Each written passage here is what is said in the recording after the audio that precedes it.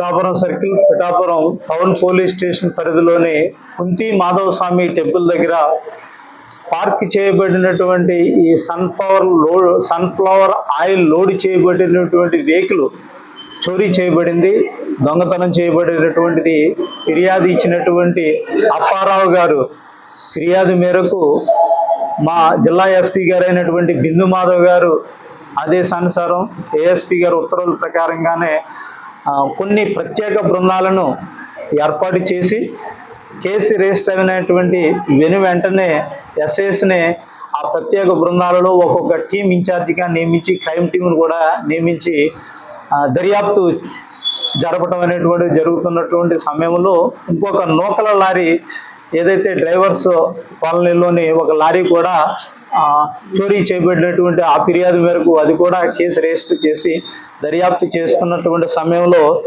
మాకు రాబడినటువంటి సమాచారం ఈరోజు మధ్యాహ్నం ఏదైతే చేబ్రోలు నుంచి వజ్రకోట వెళ్ళేటువంటి పొంత రోడ్లోని ఒక బుషెస్లోని ఒక 2 లారీలు తర్వాత ఒక ట్రాక్టర్ మీద లోడ్ చేస్తున్నటువంటి ఈ ముద్దాయిలందరినీ కూడా చుట్టుముట్టి వాళ్ళందరినీ కూడా పట్టుకుని ఆ ఏరియాలో కూడా అరెస్ట్ చేయడం జరిగింది.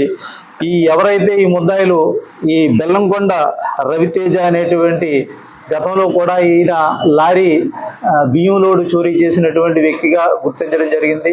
ఈయనకి అసోసియేట్ చేసినటువంటి నాగిరెడ్డి నాగ సతీష్ ఒక ముద్దాయిని కూడా అరెస్ట్ చేసాం. అలాగే గంజి సురేష్ ఏదైతే టెంపరీగా నేను డ్రైవింగ్ చేస్తాననేటువంటి చెప్పినటువంటి వ్యక్తిని కూడా ఆ ఇన్ఫర్మేషన్ ఇచ్చినటువంటి వ్యక్తిని కూడా ఈ ముగ్గురిని కూడా ఈ చోరీ చేసినటువంటి వ్యక్తులుగా అరెస్ట్ చేయడం, అలాగే ఈ చోరీ చొత్తుని మేము కొంటాం అనేటువంటి వ్యక్తులు కూడా అక్కడ ఎవరైతే నందిపాటి వీర సుబ్రహ్మణ్యం అనేటువంటి ఆయన కూడా ఈ నలుగురిని ఆ ప్లేస్లో అరెస్ట్ చేసి తర్వాత అదే సమయంలో అక్కడి నుంచి ఒక 2 వ్యక్తులు పరారయ్యారు.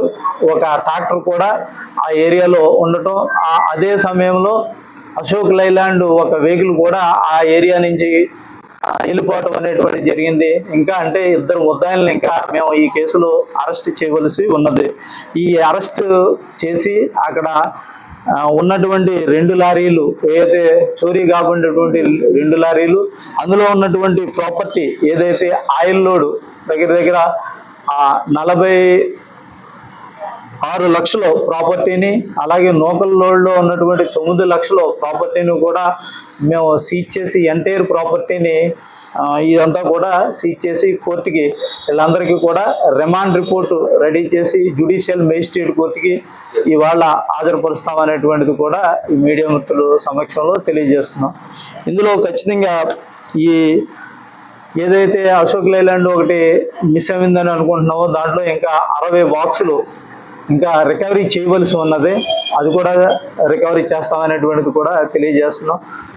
ఈ లారీ ఓనర్స్ ఎవరైనా ఉన్నారో వాళ్ళకి మా పోలీసు వారి తరఫున విజ్ఞప్తి ఏంటంటే కనుక ఖచ్చితంగా ఇలాంటి లారీలు ఈ పట్టు ఏదైతే టెక్నాలజీ ఉపయోగించి ఈ కేసును అనేటువంటిది డిటెక్ట్ చేయడం జరిగింది.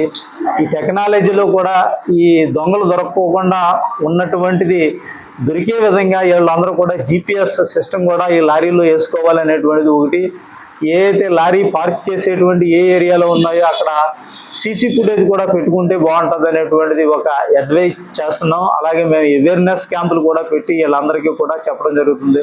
లారీ ఓనర్స్ వాళ్ళ యొక్క కీ అనేటువంటిది కూడా లారీలోని పక్కనే పెట్టేయటం అనేటువంటిది కొంతమంది చేస్తున్నారు, అలాంటిది కూడా చేయకూడదు అనేటువంటిది కూడా విజ్ఞప్తి చేస్తున్నాం. ఎవరైతే లారీ అసోసియేషన్స్కి అలాగే లారీ ఓనర్స్కి లారీలు ఉండేటువంటి ప్రదేశం వారికి కూడా విజ్ఞప్తి చేస్తున్నాం అనేటువంటిది మన మీడియా మిత్రులు ద్వారా కూడా తెలియజేసుకుంటున్నాం.